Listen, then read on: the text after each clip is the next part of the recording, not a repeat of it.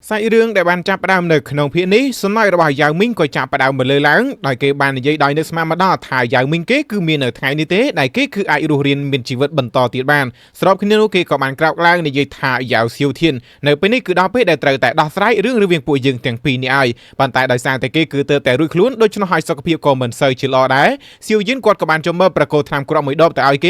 យគេគឺធ្វើការស្ដារកម្លាំងសិនទៅដោយសារតែគេគឺទើបតែរួចខ្លួនដូច្នោះនៅពេលនេះគឺពិតជានៅខ្សោយខ្លាំងមែនទែនចំណែកយ៉ាវមីងក៏ចង់ស្គាល់ឈ្មោះរបស់សៀវ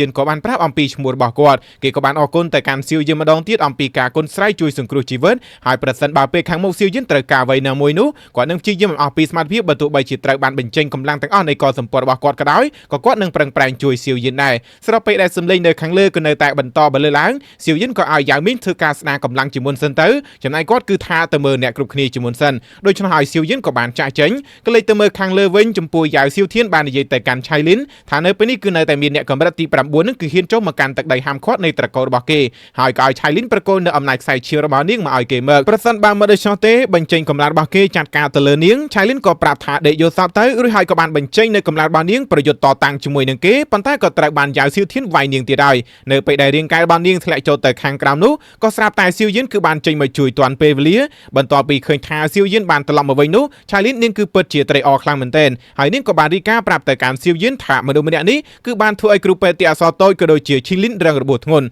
់ដូច្នោះហើយកម្លាំងរបស់គេគឺពិតជាមិនធម្មតាយ៉ាងហើយណាស់គេក៏នៅកម្រិតបត់សតផងដែរបន្ទាប់ពីលើពាក្យសម្ដីរបស់ឆៃលីនហើយសៀវយិនគឺបានបញ្ចេញនៅការភ្នែកដ៏កំណាចជាមួយនឹងការក្តាប់កណ្ដាប់ដៃយ៉ាងតឹងណែនហើយបន្តមកទៀតនោះគាត់ក៏បានប្រកូលនៅថ្នាំគ្រាប់មួយដបទៅឲ្យឆៃលីនហើយក៏ប្រាប់ទៅកាន់នាងឲ្យជួយមើលថែគ្រូពេទ្យទីអសរតូចក៏ដូចជាឈីលីនជំនួសគាត់ផងចំណែកឯឆៃលីនក៏បានទទួលយកថ្នាំនេះហើយនាងក៏បានចូលទៅរកសៀវសៀនក៏ដូចជាឈីលីនតែម្ដងទៅស្របគ្នានោះយ៉ាវមីងគេក៏បានចេញពីបឹងមើកហើយគេក៏បានបន្តកលេចមើលទៅកាន់យ៉ាវសៀវធានដែលនៅកណ្ដាលអាកាសជាមួយនឹងពាក្យសម្ដីដែលបាននិយាយយ៉ាងត្រជាក់ថាយ៉ាវសៀវធានស្របពេលដែលយ៉ាវសៀវធានបន្ទាប់ពីឃើញបងប្រុសរបស់គេហើយនឹងគឺគ្មានការភ្ញាក់ផ្អើលច្រើននោះទេដោយគេបាននិយាយថាយ៉ាវមីងគឺពិតជាអាចគេចខ្លួនប៉ុន្តែនៅទីបំផុតនោះគេជាមួយនឹងសៀវយិនគឺនៅតែមករកខ្លួនដដែលហើយក៏និយាយថាជាមួយនឹងកម្លាំងរបស់ឯងនាពេលបច្ចុប្បន្ននេះសូម្បីតែការវាប្រហាររបស់ខ្ញុំត្រឹមតែមួយលើកនោះក៏ឯងមិនអាចទប់ទល់បានដែររួចហើយនោះក៏បន្តទៅកាន់សៀវយិនវិញម្ដងដោយនិយាយថាឡដាឯងគឺពិតជាក្លាហានដែលហ៊ានជ្រៀតជ្រែកចូលមកក្នុងកិច្ចការផ្ទៃក្នុងនៃកសម្ព័ន្ធរបស់យើងមើលទៅឯងគឺចង់ស្លាប់មែនទេហើយបន្ទាប់ពីខ្ញុំសម្លាប់ឯងហើយស្រីស្អាតរបស់ឯងទាំងអស់នោះខ្ញុំនឹងកំពុងតែនិយាយនោះក៏ស្រាប់តែបាត់ដៃមួយបានហោះសម្ដៅចូលមករក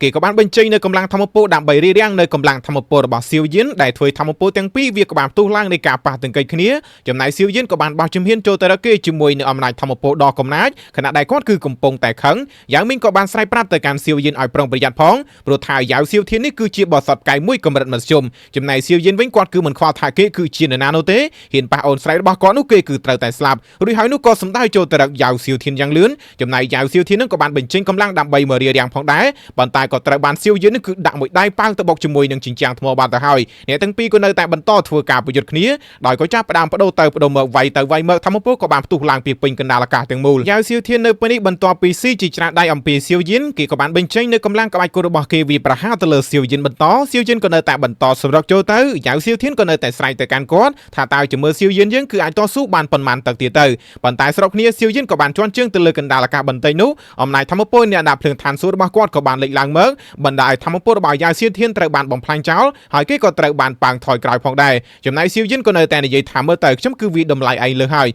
រួចហើយនោះក៏ប្រើប្រាស់នៅជំហានរន្ទះទាំង3000ជាមួយនឹងកម្លាំងរបស់គាត់វិសម្ដៅទៅកាន់យ៉ាវសៀវធានដែលធ្វើគេនឹងក៏ត្រូវបានប៉ាងទៅកណ្ដាលអាកាសខណៈដែលសៀវយិនក៏នៅតែបន្តទៅតាមប៉ុន្តែស្រុកគ្នាយ៉ាវសៀវធានក៏ស្រែកថារឿងគឺវាមិនទាន់បញ្ចប់ត្រឹមប៉ុណ្ណឹងទេព្រោះថាទើបតែលេងបានប៉ុន្មាននាទីនៅពេលនេះក៏បានស្រែកឡើងថាម្រាមដៃនាទីក្រដៅពណ៌លឿងអំណាចធម្មពលនៃម្រាមដៃដ៏ធំសម្បើមមួយក៏ស្រាប់តែបានលេចឡើងអំពីកណ្ដាលអាកាសដោយវាក៏ចាប់ផ្ដើមបាញ់សម្ដៅចូលទៅរកសៀវយិនក៏សួរថាតើនេះគឺជាក្បាច់គុណកម្រិតឋានសួគ៌មែនទេខណៈដែលឆៃលីននៅខាងក្រៅម្នាក់វិញក៏កំពុងតែមានការព្រួយបារម្ភដែរសៀវយិនក៏បាននិយាយថាក្បាច់គុណនេះគឺពិតជាខ្លាំងប៉ុន្តែគួរសោកស្ដាយយ៉ាវសៀវធាននេះគឺពិតជាកាកពេកគាត់ក៏បានបញ្ចេញនៅបាតដៃបង្កើតឋានសួគ៌ដ៏អស្ចារ្យរបស់គាត់ចេញមកហើយអំណាចធម្មពលនៃការលេបត្របាក់ដ៏ខ្លាំងក្លាក៏បានលេចឡើងមកបណ្ដាលឲ្យយ៉ាវសៀវធានក៏បានចំហមាត់បើកភ្នែកធំដែរហើយក្បាច់គុណកម្រិតឋានសួគ៌ទាំងពីរនេះវាក៏បានប៉ះទង្គិចគ្នាទៅបណ្ដាលឲ្យលឹកធម្មពលវាក៏ស្រាប់តែបានផ្ទុះឡើងម្ដងទៀតហើយយ៉ាវសៀវធានក៏ត្រូវបានប៉ាងថយក្រោយសាជាថ្មីគេក៏មានការភ្ញាក់ផ្អើលដែលសៀវយិនអាចបំបែកនៅម្រាមដៃនីតិក្រដៅពណ៌លឿងរបស់គេបានដូច្នោះហើយក៏ប្រាប់ថាមិនអាចទុកជីវិតឲ្យសៀវយិនយើងបាននោះទេហើយនៅពេលនេះគេក៏បានប្រើប្រាស់នៅទម្រង់ពិតរបស់គេនិយាយទៅកាន់សៀវយិនថាគេគឺពិតជាបានមើលស្រាលសៀវយិនប៉ុន្តែនៅពេលនេះនឹងឲ្យសៀវយិនភ្លក់នៅរសជាតិនៃរបស់ថ្មីអំណាចធម្ម មពលរបស់គេក៏ចាប់ផ្ដើមធ្វើការប្រមូលផ្ដុំបង្កើតបានទៅជារបស់មួយដែលវាគឺជាត្រានីតិក្រដៅពណ៌លឿងនៅពេលដែលគេក៏ស្រែកទៅកាន់សៀវយៀនថាឲ្យត្រៀមខ្លួនស្លាប់ទៅឬហើយក៏ស្រែកទៀតថាបង្ក្រាបនោះត្រានឹងវាក៏បានវាសម្ដៅទៅកាន់រាងកាយរបស់សៀវយៀនទាំងស្រុងទៅហើយសៀវយៀននឹងក៏ត្រូវបានឃុំនៅខាងក្នុងនឹងគេក៏បានបន្តទៀតថាចំពោះត្រានីតិក្រដៅពណ៌លឿងនឹងគឺត្រូវបានបង្កើតឡើងអំពីទឹកដ៏ត្រជាក់នៃបឹងនីតិក្រដៅនឹងឯងហើយបើទោះបីជាសៀវយៀនគឺមាននៅអំណាចធម្មពលកម្រិតស្មើជាមួយនឹងគេក៏ដោយប៉ុន្តែសៀវយៀនប្រកាសជានឹងត្រូវបានវាប្រហារដោយសារតែត្រានេះហើយកម្លាំងធម្មពលរបស់គាត់ប្រកាសជាត្រូវបានបំផ្លាញចោលនៅពេលនេះគេក៏បានវាត្រានេះទម្លាក់ចូលទៅក្នុងបឹងនីតិក្រដៅពណ៌លឿងស្របពេលដែលរាជនីទាំង3ក៏ព្យាយាមទៅជួយដែរប៉ុន្តែក៏ត្រូវបានយ៉ាវសៀវធាននឹងគឺបញ្ឈប់អ្នកទាំង3រួចហើយក៏ប្រាប់ថានៅពេលនេះគឺដល់វេនអ្នកទាំង3ម្ដងហើយគេក៏បានសម្រុកចូលទៅរកអ្នកទាំង3ប៉ុន្តែស្រុកគ្នាក៏មាននៅអំណាចធម្មពលដ៏ខ្លាំងក្លាមួយបានលេចចេញអំពីបឹងហើយរាងកាយគីងកងកញ្ចក់ក៏បានលេចឡើងដែលរបស់គាត់ក៏បានចាប់ចំបាច់កទៅលើយ៉ាវសៀវធាននិងក៏ប្រាប់ថាប្រសិនបើឯងចង់បង្ក្រាបខ្ញុំនោះឯងគឺមិនទាន់មានគុណសម្បត្តិគ្រប់គ្រាន់នោះទេរួចហើយក៏ចាប់បោកយ៉ាវសៀវធានទៅនឹងជញ្ជាំងថ្ម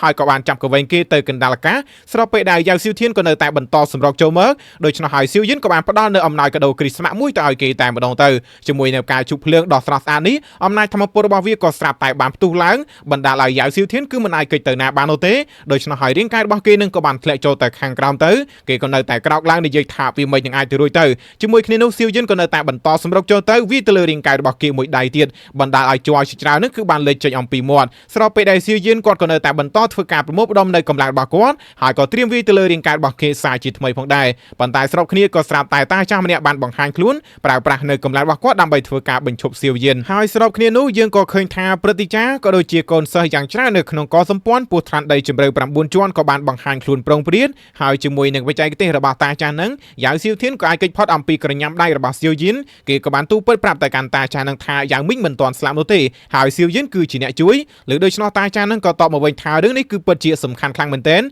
ប្រសិនបើមានមនុស្សដឹងកាន់តែតិចនោះវាគឺកាន់តែល្អចំណែកយ៉ាវសៀវធានគេក៏បានស្រែកចេញបញ្ជាឲ្យឆ្មាំពោះក៏ដូចជាមេដឹកនាំទាំងអស់នឹងគឺនាំគ្នាចេញទៅខាងក្រៅទៅប្រសិនបើគ្មានបញ្ជាអំពីគេនោះទេមិនអនុញ្ញាតឲ្យនរណាម្នាក់នឹងគឺចូលមកឡើយឬដូច្នោះហើយព្រឹទ្ធាចារ្យម្នាក់ក៏បានសួរទៅកាន់គេថានៅពេលនេះហេតុអ្វីបានជាមិនចាត់ការទៅលើអ្នកឈ្លានពាននេះជាមុនសិនទៅចំណែកយ៉ាវសៀវធានក៏ប្រាប់ថារឿងនេះគេគឺគង់តែដោះស្រាយនោះទេដែលគេគឺនឹងចាត់ការវាដោយខ្លួនឯងជាមួយគ្នាក៏ស្រាប់តែសម្លេងរបស់យ៉ាវមីងគឺបានបន្លឺឡើងហើយយ៉ាវមីងក៏បានបង្ហាញខ្លួននិងក៏បានសួរទៅកាន់យ៉ាវសៀវធានថាគេបានបណ្ដេញអ្នកគ្រប់គ្នាចាកចេញទៅខាងក្រៅតែគេនឹងគឺចង់សម្លាប់គាត់ម្ដងទៀតដើម្បីកុំឲ្យនរណាម្នាក់ដឹងទៀតមែនទេបន្ទាប់ពីឃើញយ៉ាវមីងបានបង្ហាញខ្លួនហើយមនុស្សជាច្រើនគឺពិតជាមានការភ្ញាក់ផ្អើលខ្លាំងមែនទែនយ៉ាវសៀវធានក៏នៅតែនិយាយទៅកាន់កូនចៅរបស់គេឲ្យស្ងាត់មាត់កុំចាញ់បោកមនុស្សម្នាក់នេះឲ្យសោះមនុស្សម្នាក់នេះប្រកាសជាខ្លាចបន្លំធ្វើជាបងប្រុសរបស់គេហើយក៏ធ្វើត្រាប់តាមបងប្រុសរបស់គេដើម្បីមកបង្កភាពចលាចលនៅក្នុងកសម្ព័ន្ធរួចហើយក៏បានស្រែកបញ្ជាទៅកាន់កូនចៅទាំងអស់ឲ្យរួមដៃគ្នាដើម្បីសម្លាប់អ្នកទាំងពីរចោលតែម្ដងទៅដោយជាយ៉ាវមីងជាមួយនឹងសៀវយិននឹងឯងចំណែកយ៉ាវមីងក៏ឆ្លើយតបទៅវិញថាយ៉ាវសៀវធានកាលពីពេលនោះឯងជាមួយនឹងព្រឹទ្ធាចារ្យធំបានរួមដៃគ្នាដើម្បីសម្លាប់ខ្ញុំហើយនៅពេលនេះឯងក៏បញ្ញាបញ្ញាធ្វើរឿងនេះម្ដងទៀតរួចហើយគាត់ក៏បាននិយាយទៅកាន់ព្រឹទ្ធាចារ្យសៀនព្រឹទ្ធាចារ្យមីងព្រឹទ្ធាចារ្យលាវដោយពួកគេទាំង3នាក់គឺសិតតែជាមនុស្សដែលគាត់ទុកចិត្តបំផុតដូច្នោះហើយតែពួកគេនឹងគឺនៅតែមិនស្គាល់គាត់ទៀតមែនទេឬដូច្នោះហើយព្រឹទ្ធាចារ្យទាំង3នឹងក៏ប្រញាប់ប្រញាល់មកធ្វើការគ្រប់ទៅកាន់យ៉ាវមីងប៉ុន្តែព្រឹទ្ធាចារ្យធំក៏នៅតែនិយាយទៅកាន់អ្នកគ្រប់គ្នាថាជប់បង្កបញ្ហាធ្វើឲ្យមានភាពចម្រូងចម្រាសកើតឡើងនៅក្នុងត្រកូលទៀតទៅព្រោះថាយ៉ាវសៀវធាននឹងគឺជាមនុស្សតែម្នាក់គត់ដែលជាមេដឹកនាំនៃត្រកូលរបស់គេសួរទៅកាន់អ្នកទាំង3ថាតើពួកគេនឹងគឺចង់ក្បត់ជាមួយនឹងត្រកូលមែនទេឬដូច្នោះហើយយ៉ាវមីងគាត់ក៏បានបន្លឺសំណើចឡើងបន្តិចទៅខណៈដែលធម្មពលវាក៏ស្រាប់តែបានលេចចេញអំពីមាត់របស់គាត់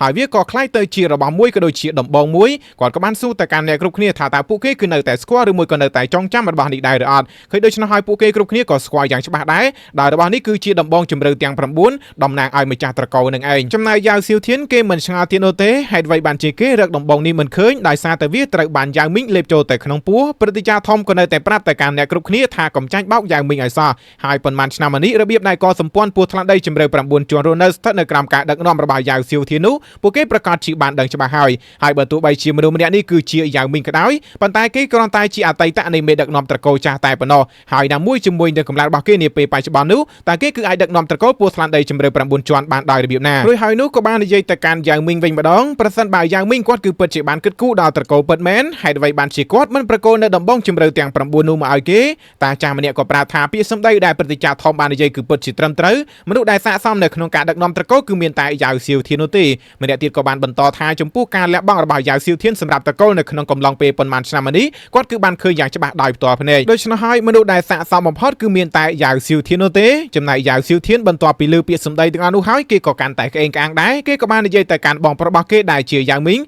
កុំឲ្យគាត់នឹងគឺធ្វើខកបន្តទៀតអីព្រឹទ្ធាចារ្យម្នាក់ក៏បានតបទៅវិញថាមនុស្សដែលដូចជាគេដែលបានធ្វើបាបបងប្អូនខ្លួនឯងនោះតែគេគឺសាកសមធ្វើជាអ្នកដឹកនាំត្រកូលដែរឬទេហើយនៅពេលនេះគេកំពុងតែនិយាយពាក្យសម្ដីទាំងអស់នេះតើមានបំណងអ្វីហើយក្នុងពេលនោះយ៉ាងមីងក៏បានបញ្ឈប់ព្រឹទ្ធាចារ្យលាវហើយក៏ប្រាប់ថាមនុស្សដែលគួរបង្ហាញខ្លួនគឺបានបង្ហាញអស់ហើយដូច្នោះហើយចាប់ពីពេលនេះតទៅអ្វីដែលនៅសេសសល់នោះគឺប្រគល់វាមកឲ្យគាត់វិញម្ដងខណៈដែលគាត់ក៏បានបោះជំហានទៅខាងមុខរួចហើយក៏បានអុកឈើច្រត់ទៅលើដីបន្តិចនោះបញ្ចេញនៅកម្លាំងធម្មពលរបស់គាត់ដាក់សម្ពាធទៅលើអ្នកគ្រប់គ្នាដែលធ្វើម្នាក់គឺពិតជាមិនអាចស៊ូទ្រាំបាននោះទេយ៉ាវសៀវធានក៏បានដឹងហើយថានេះគឺជាបទសតផ្កាយពីរជាមួយគ្នានោះបងប្រុសរបស់គេក៏បានសម្ដៅជុំរកខ្លួនយ៉ាងលឿនហើយក៏បានចាត់ការទៅលើយ៉ាវសៀវធានតែម្ដងទៅព្រឹទ្ធាចារ្យធំក៏ចង់ទៅជួយផងដែរប៉ុន្តែសៀវយានក៏បានទៅរៀបរៀងគាត់ប្រាប់ថាដៃគូរបស់លោកគឺជាខ្ញុំយ៉ាវមីងឯនេះវិញក៏បានចាត់ការទៅលើយ៉ាវសៀវធានសួរថានៅពេលដែលគេចាត់ការមកលើគាត់កាលពី100ឆ្នាំមុននោះតើគេគិតថានឹងមានថ្ងៃនេះដែរឬទេឬហើយនោះក៏បានលៀងទៅលើយ៉ាវសៀវធានមួយជើងទៀតនិងក៏សួរថាឈឺទេប៉ុន្តែក៏ប្រាប់ថាការឈឺចាប់ទាំងអស់នេះគឺមិនបានស្មើសំបីតែមួយនៃការឈឺចាប់រាប់ពាន់ដែលគាត់បានរឹងទុកផ